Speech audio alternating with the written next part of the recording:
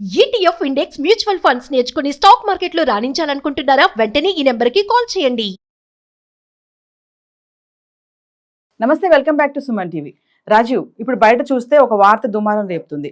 Pastor Shalem రాజు ఎవరైతే ఉన్నారో church లో ప్రసంగం చేసేటప్పుడు, ఓకే ప్రసంగం వరకు చేస్తే బానే ఉండేది, కొంచెం మహిళలకు సంబంధించి ఒక ఘాటుగా ఒక మాట అనడం జరిగింది.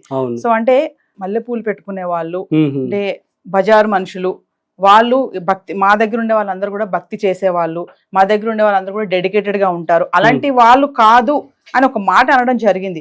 ఆ మాటకి బయట ఉన్నటువంటి మహిళలు ఎవరైతే ఉన్నారో హిందూయిజం సంబంధించిన వాళ్ళు కానీ, ఇంకా మల్లెపూల బిజినెస్ చేసుకునే వాళ్ళే కానీ, వీళ్ళందరూ కూడా కొంచెం ఏంటంటే వాళ్ళకి తగిలింది అనమాట ఆ మాట అనేది. మమ్మల్ని ఇంత మాట అంటారా అంటే, మల్లెపూలు పెట్టుకునే మహిళలందరూ కూడా ఇలాంటి వాళ్ళ అనే కదా ఆ మాటకి అర్థం అని చెప్పేసి ఇప్పుడు మొత్తం ఇదంతా ఒక దుమారం రేపుతుంది. ఫైర్ అయిపోతున్నారు మహిళలందరూ కూడా.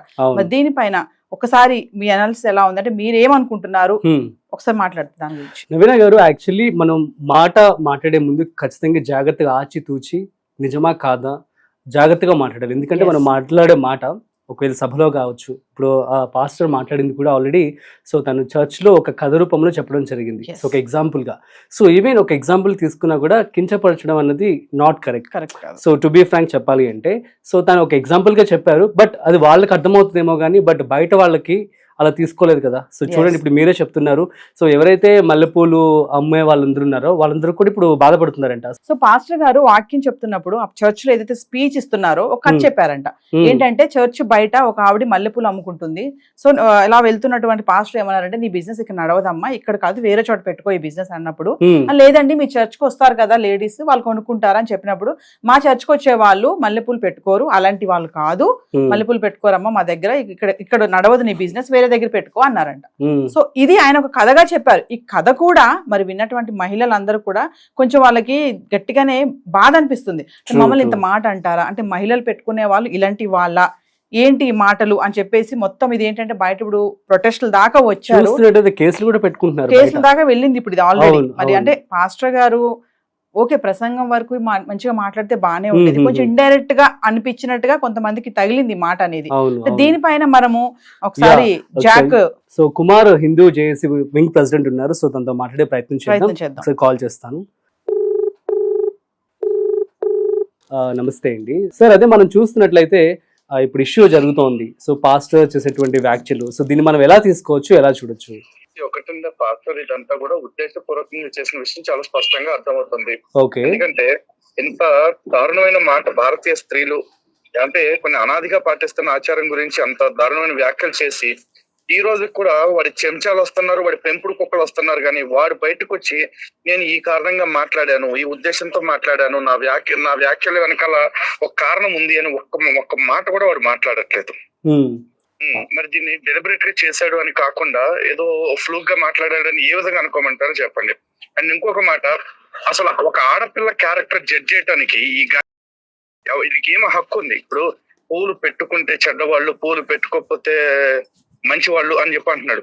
అసలు పూలు పెట్టుకున్న వాళ్ళని బజారు ఆడవాళ్ళు అన్నాడు కదా. ఒక ఆడది బజార్లోకి వస్తుంది అంటే తన ఉద్యోగం రీత్యా రావచ్చు, లేకపోతే ఇంకో పని రీత్యా రావచ్చు, ఏ కారణం చేత రావచ్చు, వాళ్ళు వస్తున్నారంటే వాళ్ళకి ఎన్నో బాధ్యతలతో వస్తారు.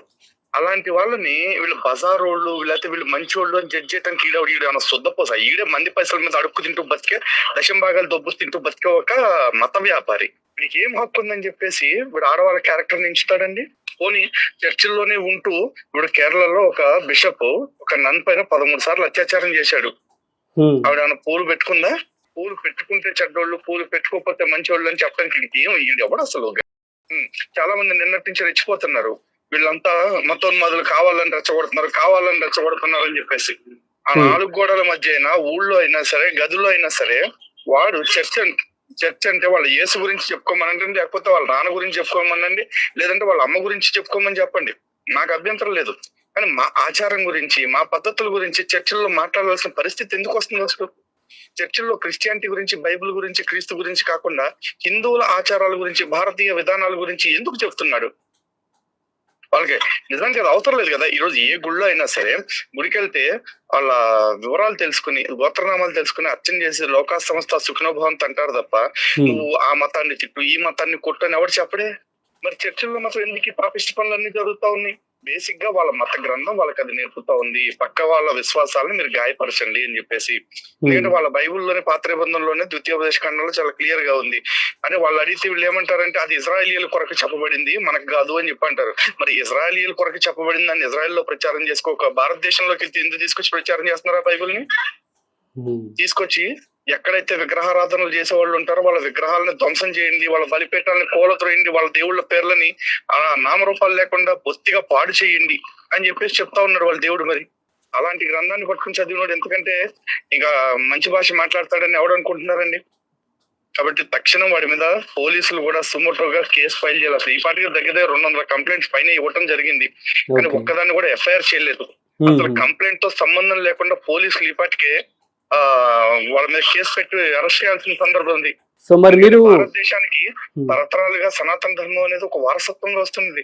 అలాంటి ఈ దేశ వారసత్వ ఆచారాలని అంత దారుణంగా అవమానించిన తర్వాత ఇంకా నిమ్మక నీరెత్తనట్లు ఎందుకున్నారో వ్యవస్థలు చెప్పేవాళ్ళు వాళ్ళు మాట్లాడాలి. ఒక ఆడపిల్లల గురించి ఏదో తప్పుగా మాట్లాడాడని మన అమరావతి రైతుల విషయంలో కొమ్మినేని శ్రీనివాసరావు గారిని అతను ఎవరు కృష్ణరాజు అని ఆయన్ని అరెస్ట్ చేశారు కదా. మరి అవునండి, మరి ఈ రోజున యావత్ హిందూ స్త్రీలు బొట్టు పెట్టుకునే వాళ్ళందరినీ అవమానించాడు. హిందువులనే ఉంది, ఇక్కడ మతంతో కూడా సంబంధం లేదు. ఎందుకంటే పూలు కొంతమంది ముస్లింలు పెట్టుకుంటారు, అదే విధంగా ఈ క్యాథలిక్స్ క్రైస్తవులు కూడా పెట్టుకుంటారు పూలు. అవును, పూలు పెట్టుకునే వాళ్ళందరి క్యారెక్టర్ ని వీడు జనరలైజ్ చేసి మాట్లాడాడు. మరి వీడి విషయంలో ఎందుకని వీడికి అంత ఎక్స్క్లూజివ్ ఆఫర్ ఇచ్చేసి వాడిని వదిలేశారు? సో మరి మీరు ఏం చెప్పాలనుకుంటున్నారు సమాజానికి కావచ్చు, at the same time pastor కే కావచ్చు? ఇప్పుడు అందరికి ఒక్కటే క్లియర్ గా చెప్తా ఉన్నామండి, ఇలాంటి పాస్టర్లు వీధికి ఒకడు ఉన్నాడు. ప్రతి పాస్టర్ది ఒకటే బుద్ధి, సనాతన ధర్మాన్ని అవమానించకుండా వాడు క్రైస్తవ్యాన్ని మనుగడ సాగించలేడు, క్రైస్తవ్యంలో ఒక్కడిని కూడా మార్చలేడు. కాబట్టి ఎవడైనా సరే వీధుల్లో సువార్త అనే పేరుతో వస్తున్నారంటే వాళ్ళ యేసు గురించి చెప్పుకోవటానికి, వాళ్ళ బాబు గురించి చెప్పుకోవటానికో కాదు, కేవలం హిందూ ఆచారాలను కించపరిచి హిందువుల్ని క్రైస్తవ్యం వైపు మళ్లించడానికి వస్తున్నారు. కాబట్టి సువార్త అంటూ వీధుల్లోకి వచ్చే ప్రతి వాడిని కూడా నిలదీయండి, వీలైతే తరిమి కొట్టండి. హిందూ ఆచారాలను అవమానిస్తుంటే, హిందూ ఆచారాలను అవమానించేలాగా ఎవడొచ్చినా సరే స్వార్థ ప్రచారం పేరుతో వాడిని వీధుల్లో తిరగనివ్వకండి. అసలు తిరిగే అర్హత వీళ్ళకి లేదు. మొత్తం యావత్ హిందూ సమాజానికి పిలుపునిస్తున్నాం ఇది మేము. ఓకే, సో ఫైన్ అండి. So thank you so much Kumar గారు. So thank you so much. Yeah. So ఇది నవీన్ గారు మనం చూస్తున్నాం కదా. సో హిందూ ఎవరైతే అందరూ ఉన్నారో సో అందరూ కూడాను మూకుమ్మడిగా ఇప్పుడు దాడి చేస్తున్నట్లే. So I mean fight back చేస్తూ ఉన్నారు. సో ఇక్కడ మనం గుర్తుపెట్టుకోవాల్సింది ఏంటంటే, సో జస్ట్ మాట జరగడం వల్ల చూసారా ఎంత అనర్థం జరిగిపోయిందో. అంటే ఆయన చెప్పింది కూడా ఒకటే విషయం, అంటే ప్రసంగం చేసుకుంటే పర్వాలేదు, ప్రసంగంలో ఇలాంటి మాటలు మాట్లాడడం వల్ల మహిళలు కూడా మనసు గాయపడ్డాయని చెప్పేసి సార్ కూడా అదే చెప్తున్నారు.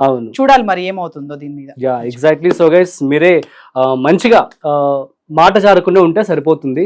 సో మరి మీరే డెసిషన్ తీసుకోవాలి. That's it. సో మరొక ఇంట్రెస్టింగ్ కాంటెంట్ తో మళ్ళీ కలుద్దాం.